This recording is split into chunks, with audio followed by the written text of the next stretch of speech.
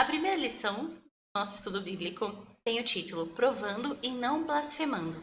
E esse primeiro momento, essa primeira lição, nós vamos dividir ela em 3 etapas. Nós vamos ter 3 vídeos mais curtos para poder falar de assuntos que são tão profundos. Então, hoje nós vamos abordar o primeiro tema, vamos fazer aqui uma introdução já para vocês e abordar o primeiro tema, certo? Ok. A Karine vai trazer para nós agora um versículo para que nós possamos memorizar. Esse versículo está em 1 João 4:1. Não creiais a todo espírito, mas provai se os espíritos são de Deus. Está em 1 João 4. É importante vocês realmente exercitarem essa atividade, né, nós todos, de memorizar os versículos que a revista vai propondo. Porque pode haver um tempo em que a gente não tenha mais acesso à palavra de Deus, à Bíblia escrita. Então é importante que a gente consiga memorizar os trechos dela, né? Que a gente consiga memorizar o máximo que nós pudermos. Isso é fundamental para a vida de um cristão. E até tem um testemunho, cara, quando eu estava de trabalho de parto, foi muito legal, porque eu creio, o Espírito Santo trouxe na minha memória um salmo para eu ficar declamando lá, falando, enquanto eu estava passando por aquela situação e sentindo as dores do parto, né? Então, de fato, é muito importante que a gente leia a palavra e tenha memorizado alguns versículos o máximo que a gente puder. Às vezes a gente não vai lembrar o endereço, o pastor Carlos Dantas fala assim, eu acho engraçado, mas é importante que a gente lembre o versículo, né?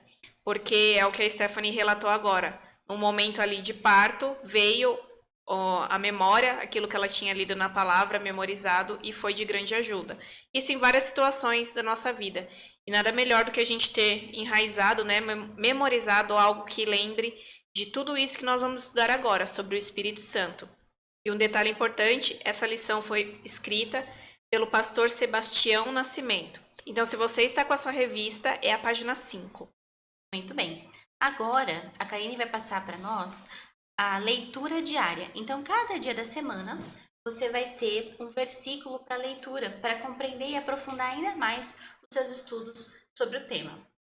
Eu vou falar rapidinho, mas você não precisa se preocupar, porque esse cronograma de leitura estará na descrição.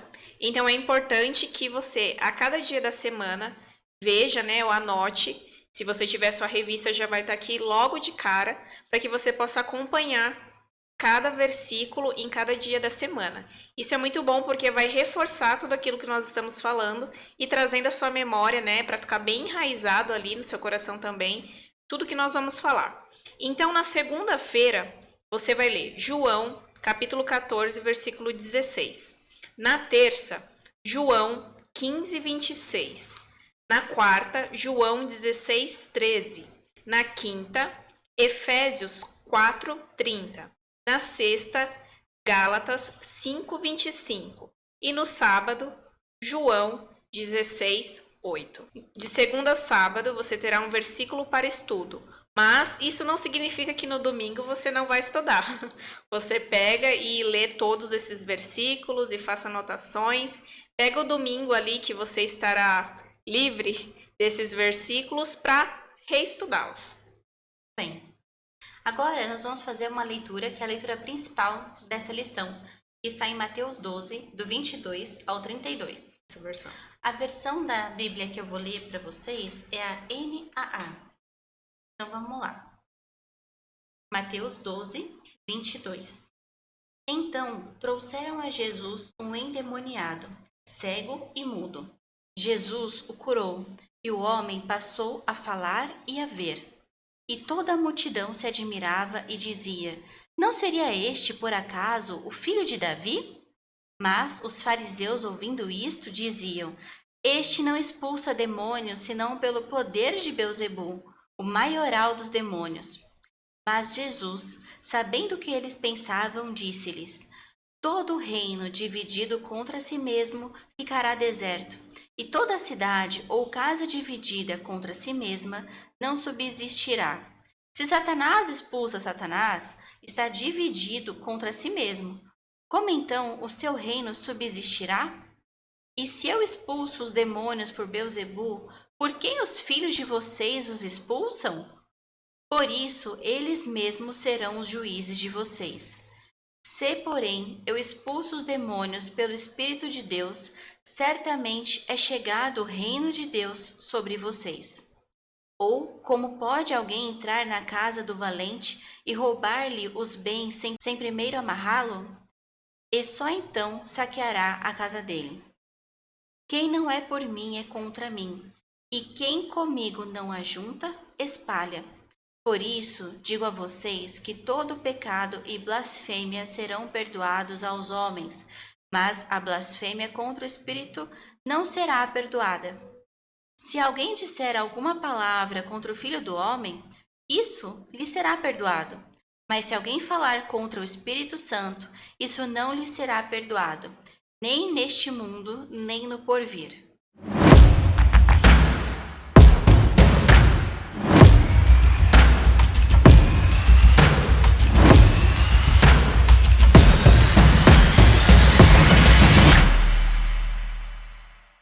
Aqui na revista tem uma pergunta muito importante.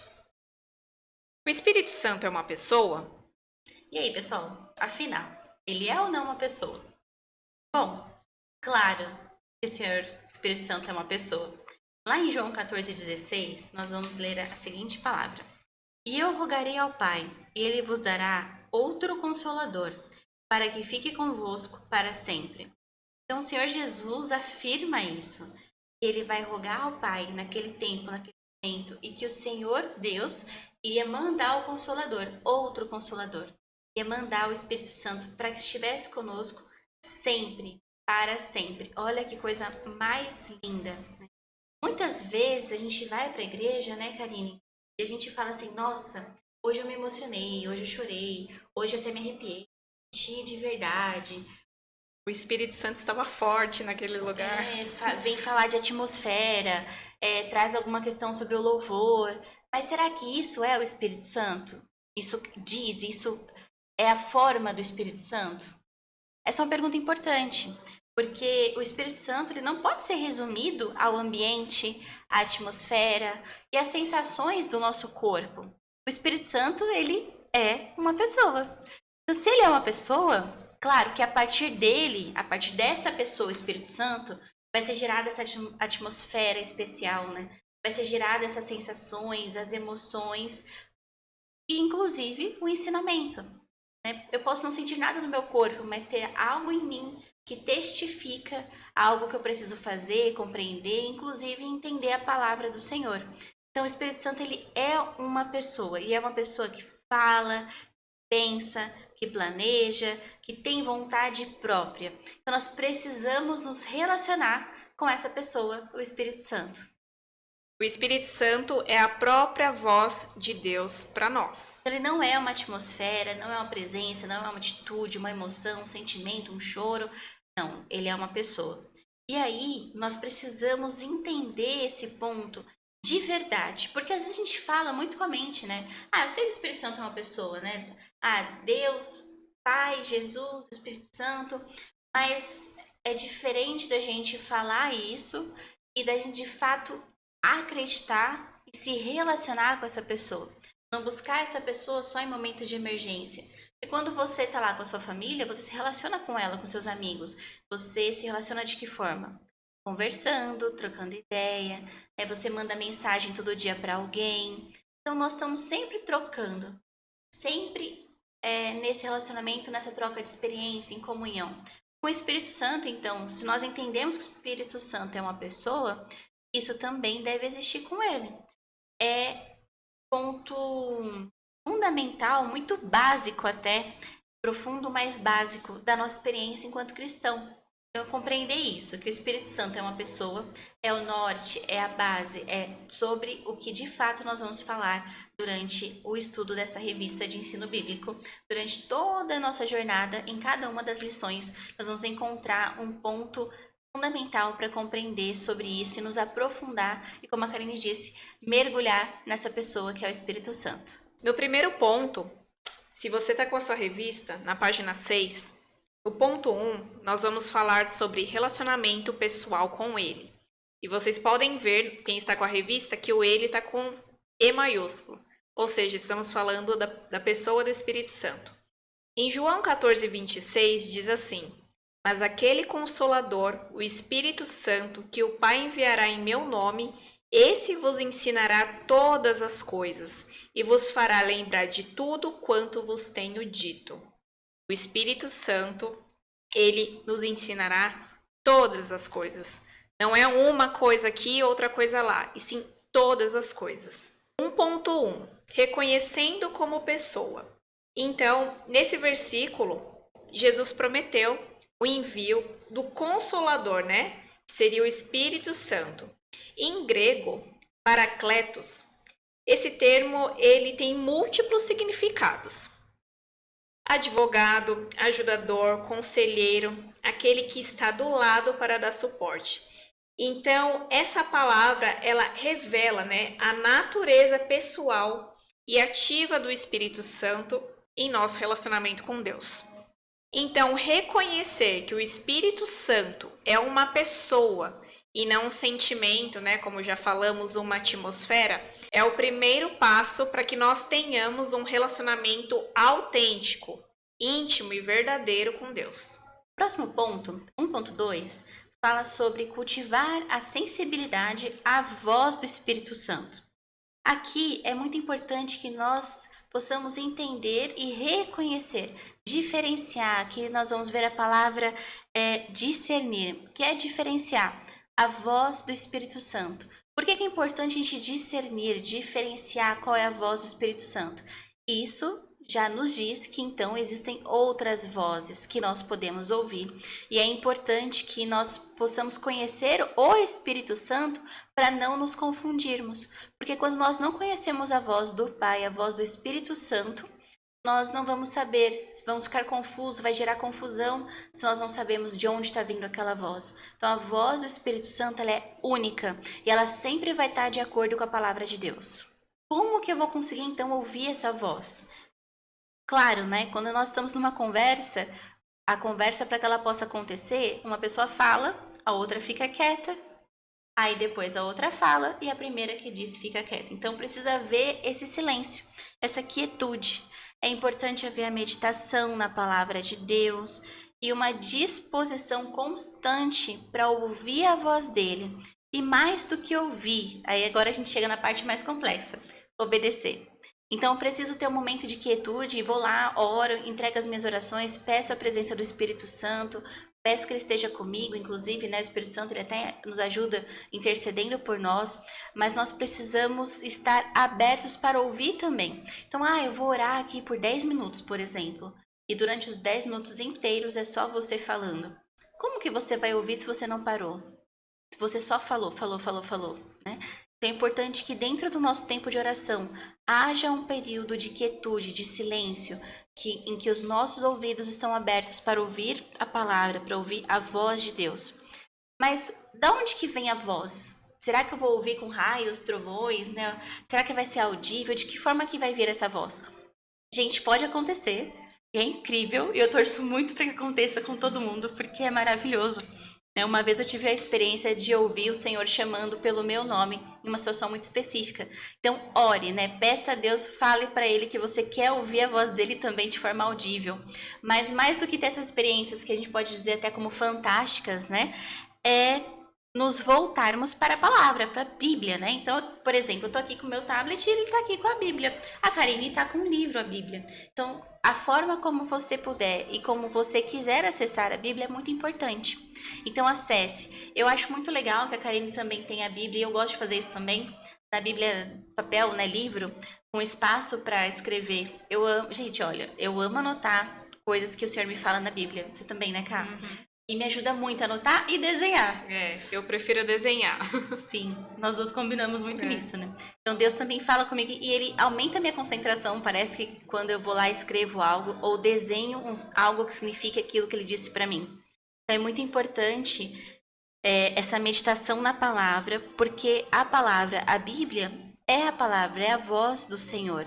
E conforme nós vamos lendo a palavra a partir de um tempo de oração, nós vamos tendo esse contato, o Espírito Santo vai revelando para nós algo específico para nós dentro da palavra. Então, essa meditação, a quietude e a palavra de Deus é fundamental. Só que você já falou com alguém que nunca te escuta? Alguém que sempre vem pedir conselho e nunca segue o que você diz. A pessoa já devia falar, olha, eu quero te contar uma coisa, mas só para você ouvir, não precisa falar nada. Já adianta, a gente não perde tempo pensando de formas para ajudar a pessoa. E se o Espírito Santo é uma pessoa, ele também espera isso de nós. Então, eu separei lá um tempo de oração, fiquei meditando, quieta, ouvi, busquei, e o Espírito Santo falou, e eu consegui entender, discernir a voz dele. E aí ele me deu uma orientação. Aí eu pego e falo o que para ele? Sim ou não. Não tem meio termo. Ah, Espírito Santo, eu vou fazer até aqui. Ali, a partir dali, acho que não dá agora, vou esperar um tempo. Não. A orientação que o Espírito Santo nos dá é para ser obedecida. Quantas vezes o Senhor fala com a gente e nós somos turrões e teimamos em não seguir a orientação dele. E depois ali na frente a gente fala, poxa, o Espírito Santo já tinha me avisado disso. O Espírito Santo já tinha me orientado, já tinha me falado. Se eu tivesse seguido, não teria quebrado a cara, não teria passado por essa situação. Então, gente, mais do que ouvir, a gente fica muito empolgado para ouvir, é esse segundo passo, que é obedecer. Quando nós entendemos que ele fala, quando nós entendemos que ele é uma pessoa, isso capacita a nós somos capacitados a compreender, a tomar decisões que são alinhadas com a vontade de Deus. Deus tem planos maravilhosos e perfeitos para a nossa vida. Mesmo em meio à dor, ele vai nos dar orientação. Em meio à alegria, ele vai nos dar orientação. E nós precisamos estar alinhados com a vontade dele, porque existe um plano, um propósito para cada um de nós. E se nós não ouvimos essa voz, não tomamos decisões alinhadas à vontade de Deus, nós ficamos perdidos e perdendo muito tempo longe dos planos dele.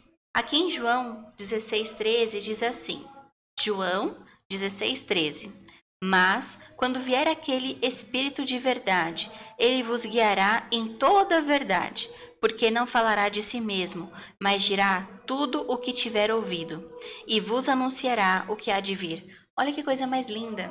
O Senhor Espírito Santo, ele nos guia pela verdade. Ele não fala dele, mas ele fala do plano lindo e maravilhoso de Deus. E ele anuncia para nós, ele nos leva pelos caminhos corretos do Senhor, para tudo aquilo que há de vir. E o que é que há de vir, né? Nós aguardamos com grande esperança e expectativa o retorno do nosso Senhor Jesus Cristo, mas não só isso, esse vai ser só um momento de transição da jornada. Nós aguardamos muito, com muita alegria, com muita esperança, o tempo que nós vamos viver eternamente ao lado do nosso Senhor. Vamos para o próximo ponto, então? O próximo ponto, 1.3, vivendo em comunhão diária. Então, se relacionar com o Espírito Santo é um convite diário. E lá no começo nós falamos, né, sobre os versículos que serão lidos todos os dias da semana, né? Então, aí já começa, ó, um convite diário. Precisa ser um caminhar constante na presença de Deus. Constância, Karine, é uma palavra muito importante na vida do cristão, né? Então, nós temos a inconstância e a constância. A grande maioria das pessoas, eu percebo assim que elas podem ser inconstantes. E nós não somos constantes em tudo, né? Sempre tem alguma área na nossa vida que a gente não é regrado. Karine, então a palavra-chave que nós vemos aqui é a palavra constante. Constância ou inconstância. Ou nós somos constantes com o Senhor, que é isso, do diário. Que é isso, desse contato diário, disciplinado, né, com Deus. E quando a gente falhar, não tem problema. Volta a ser constante. Então, a batalha contra a inconstância é uma decisão diária de ser constante. Ah, eu falhei hoje, mas eu volto hoje mesmo. E continua, né, Ká? Isso. E para que isso aconteça, né, para que nós tenhamos uma constância, é muito importante que nós estejamos com o coração bem aberto. Mais do que um ato de disciplina, né, que nós vamos precisar ter ali pensando intencionalmente, nós precisamos abrir o nosso coração e também a nossa mente para receber tudo aquilo que o Espírito Santo nos proporciona, como consolo, o ensino, a direção. E é importante a gente enfatizar novamente, quando nós entendemos que o Espírito Santo é uma pessoa e não somente uma atmosfera, um sentimento, uma sensação, nós o buscamos de forma contínua e não só em momentos de necessidade. E isso faz com que nós desenvolvemos um relacionamento com ele de amizade. Porque acredito eu que quando nós temos um amigo, nós não buscamos esse amigo só em momentos de necessidade, né? Nós gostamos de estar com ele, gostamos da presença dele, não só em momentos ruins, mas também em momentos bons. Então, quando a gente desenvolve esse relacionamento contínuo, o Espírito Santo ele se torna o nosso amigo. Em Efésios 4:30, vai falar: "E não entristeçais o Espírito Santo de Deus, no qual estáis selados para o dia da redenção." Depois em Gálatas 5:25 vai dizer: "Se vivermos em espírito, andemos também em espírito." João 14:26 revela o Espírito Santo como uma pessoa ativa em nosso relacionamento com Deus, agindo como consolador, conselheiro e mestre. Como a Stephanie já falou, né? Que num relacionamento, ali numa conversa, existe 2 pontos. Uma pessoa fala, outra escuta, depois ela escuta e fala também. Então, isso é um relacionamento ativo. E não onde só uma pessoa faz, age, e o Espírito Santo ele vai atuar nesses 3 pontos que eu já mencionei aqui para vocês. Ele nos guia na verdade, ensina todas as coisas e nos lembra dos ensinamentos de Jesus. Devemos confiar, aprender e ser sensíveis à sua orientação. Isso aí. Então, hoje nós falamos sobre um relacionamento pessoal com o Espírito Santo. Falamos sobre reconhecer como pessoa, sermos sensíveis à sua voz e termos comunhão diária com Ele. Eu espero que vocês consigam compreender, né, toda essa lição, porque ela é rápida, mas é muito profunda. E ela é muito especial também, e que cada um desses pontos, que nós possamos desenvolver cada um deles ao longo da nossa semana. E que no próximo ponto dessa lição, que é o 2, um chamado à maturidade, a gente possa ir ainda mais além, ainda mais profundo. E é importante para que a gente chegue, né, no ponto 2 aqui, um chamado para a maturidade, que a gente cumpra com tudo isso aqui que foi dito, né? A disciplina diária ali de relacionamento com Cristo, porque só assim nós vamos atingir a maturidade. E no próximo vídeo nós vamos falar sobre isso, e eu creio que vocês estarão esperando ansiosamente por essa lição. Quem tem a revistinha já vai ter um spoiler, e quem não tem vai poder nos acompanhar aqui e aprender mais sobre o Espírito Santo, sobre ter intimidade com ele. Qualquer dúvida que vocês tenham, escreve aqui para nós, que a gente vai respondendo. A gente pode trazer também no próximo vídeo, né, Karine?